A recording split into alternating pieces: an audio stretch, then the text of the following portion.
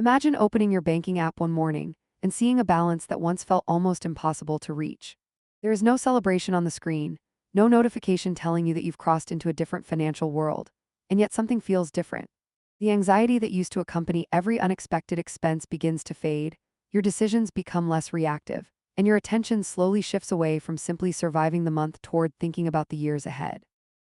While there is nothing magical about the number $60,000 itself, many people discover that reaching a meaningful level of savings changes the way they think about money far more than they expected, not because the number has special powers, but because it represents the point where psychology and mathematics begin reinforcing each other.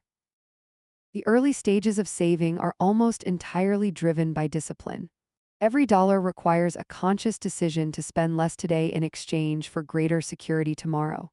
Progress often feels painfully slow because the balance grows mainly from your own effort rather than from the money already sitting in the account. Whether you save $50 or $500 each month, it can seem like you're pushing a heavy object uphill, relying almost entirely on your own momentum. This is one reason many people abandon long-term financial goals. The rewards appear distant while the sacrifices are immediate, making consistency feel far more difficult than the calculations on paper suggest. Behavioral economists have long observed that people experience losses more intensely than gains. Spending $100 often feels more emotionally significant than earning $100. This imbalance creates a constant psychological tension during the early stages of saving, because every contribution can feel like giving something up instead of building something valuable. The account balance increases slowly, while daily temptations remain immediate and visible, making patience one of the most valuable financial skills a person can develop. As savings continue to grow, however, something subtle begins to change. The balance itself starts providing emotional stability. Instead of viewing money only as something to spend, you begin seeing it as a source of flexibility. A larger financial cushion reduces the urgency behind everyday decisions. Unexpected repairs, temporary income interruptions, or medical expenses no longer feel like immediate financial emergencies. This shift doesn't eliminate risk, but it changes the way your brain evaluates it. Decisions become calmer because every choice is no longer made under pressure. The mathematics also begins telling a different story. Investment returns are typically calculated as a percentage of the amount already invested. That means a portfolio with $60,000 has a much larger base than one with $6,000.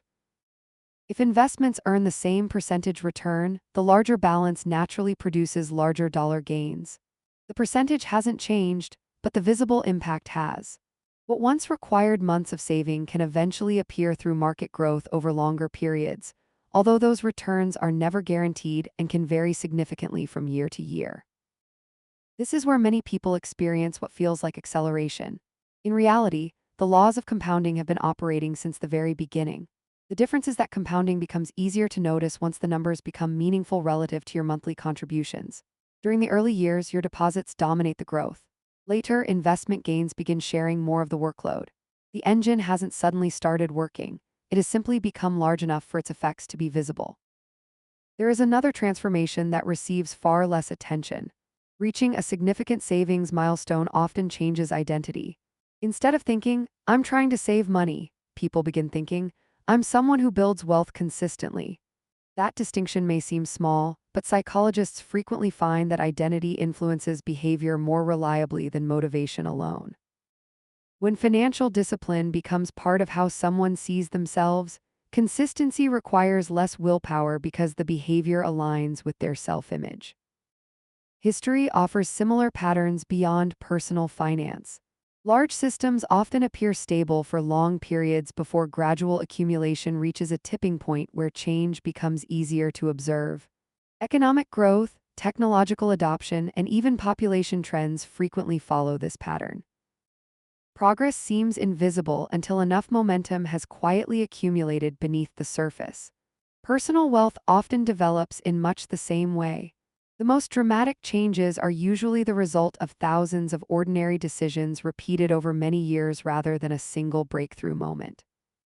This is why everything can feel different after saving your first $60,000.